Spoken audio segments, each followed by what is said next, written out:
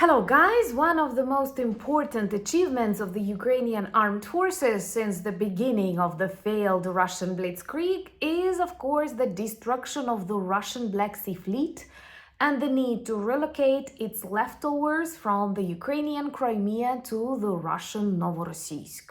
But even there, we managed to reach them with inexpensive Ukrainian drones. Last night, a new Russian ship that was responsible for radio electronic warfare near Novorossiysk was seriously damaged with a Ukrainian drones.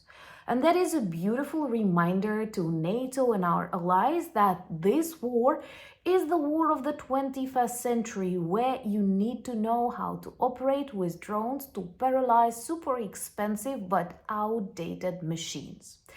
And I think it's pretty underestimated in global media, in conversations, how we keep demilitarizing Russia with very limited resources but extremely innovative approaches.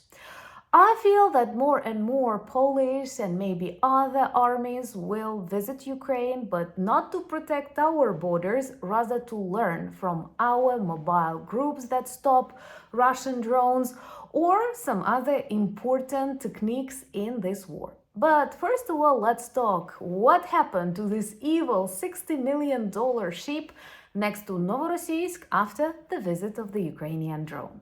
My name is Anna, I'm from Ukraine, I'm in Ukraine, and if you want to see the defeat and demilitarization of Russia, subscribe. We discuss all of that on the channel, and please share these videos to help us spread the truth. I honestly believe that the success of the Ukrainian army in the destruction of the Russian Black Sea Fleet is seriously underestimated in your media. We rarely talk about that, and somehow neither Donald Trump nor EU leaders use it as an argument that Russia can and will be defeated. In total, they had to leave the aquatorium of the Black Sea on the Ukrainian side and relocate the leftovers of their fleet to Novorossiysk, the famous Russian warship that began the invasion Moskva and which received a very important answer from the Ukrainian guards, was destroyed one of the first. But after that warship Moskva, many joined it and now are a scrap metal on the bottom of the Black Sea. We also destroyed the Russian headquarters in Crimea of the Black Sea Fleet, together with a number of top generals. Admirals, And after that, they relocated to Novorossiysk, but our naval drones keep reaching their ships there. It's super expensive for them, but it's very creative and very important for us. So last night, a naval drone traveled there to target MPSV-07 ship that is really new. It was constructed and put on water just in 2015. In terms of the Russian Navy, it's very new and super expensive, $60 million. Just imagine how expensive that is for the collapsing Russian economy, no matter how hard they try to hide it. So anyway, a Ukrainian drone targeted its navigation and connection parts, but also its radio electronic warfare system. And in total, this was a radio electronic warfare ship that scanned the aquatorium next to Novorossiysk to coordinate or to prevent some attacks in the area. And with really accurate, precise strike of a drone, you can make all of this huge machine totally useful. This is what the war of the 21st century about. And I'm not trying to be arrogant. It's not our choice to get these skills and experiences, but I believe, and actually after yesterday's Russian attack on Poland, I'm convinced that NATO needs Ukrainian experience, and we are prepared to share it together with some of the Ukrainian troops that know how to stop Russian drones. And we'll talk about that next. But before that, subscribe, share, leave your comments below, and help us become more and more visible in the world that is totally manipulated by the Kremlin liars. And if you want to support Ukrainian drones, there is the best way. Join our 6th NAFO campaign, the link to which I connect here. Very grateful to all of you good people who support our mission.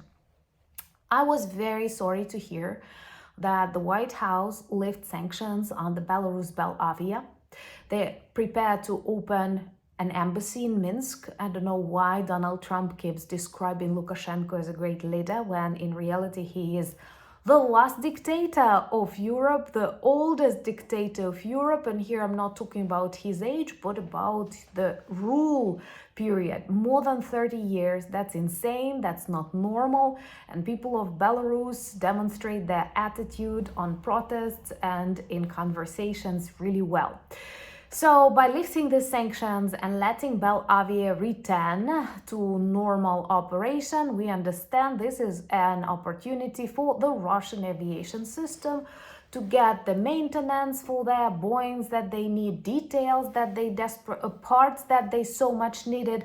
And it's a very dangerous precedent, taking into account that not only it happens during Russian escalation and more attacks on Ukraine, but just hours after Russia violated the borders of Poland with 19 drones, just 4 of which were intercepted with F-16, F-15 and super expensive missiles. Once again, I don't want to be arrogant. I remember how lost we were at the start of the invasion. Now we have this experience and we are prepared to share this experience because, guys, it's not the way to stop $10,000 Shahed drone with a 2.8 million missile. You cannot continue for a long period of time like that. And do I think attacks will continue? Yes, I do, especially taking into account the weak response from NATO that does not consider it an aggression, that still believes it's something they don't even know how to name. Or as Donald Trump said, here we go. Well, I'm sure those of you who follow my channel, who follow news from Ukraine, who know a little bit about what they talk about on Russian TV, understand that this is not an escalation, this is not a provocation, that is an open act of aggression, because these drones traveling to Poland were equipped with additional fuel, tanks, so that they could reach to Gdansk. They caused harm, and they also exposed some unpreparedness of Poland and NATO to stop such drones. Another important reminder that many people forget about, we did not have any official beginning of the war. Russia did not announce war against Ukraine. They simply started targeting us with missiles and drones. That's why such precedents are super, super dangerous, and it's extremely important to remain united, but also to remain decisive and to name the things the way they are. By hiding, but pretending it didn't happen, you just open doors for more and more drones, more and more missiles, and tests in some territories that Russia can also put down in their constitution, as they did with some of Ukrainian regions that will always be Ukrainian regions. They can put down your country, your city. It's total absurd. And if you pretend it's not happening, it's not about you, they continue.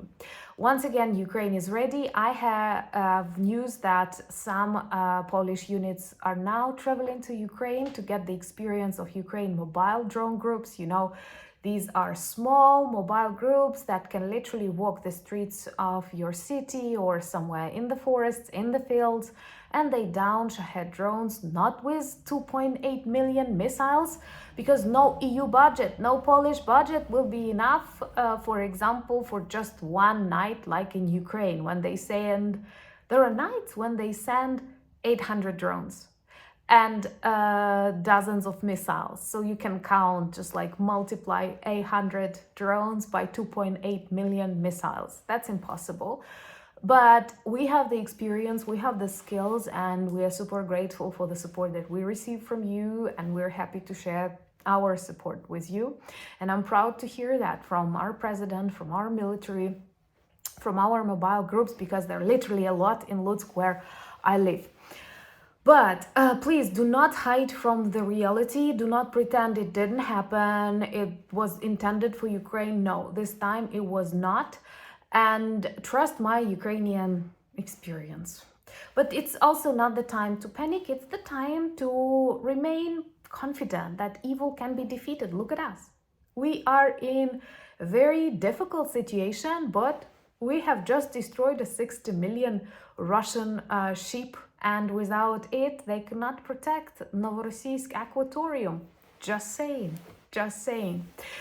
Remember to subscribe and share these videos, leave your comments. Our yesterday's video was 100% filtered because there are some things that I can see. So support with comments, with likes. This all helps a lot.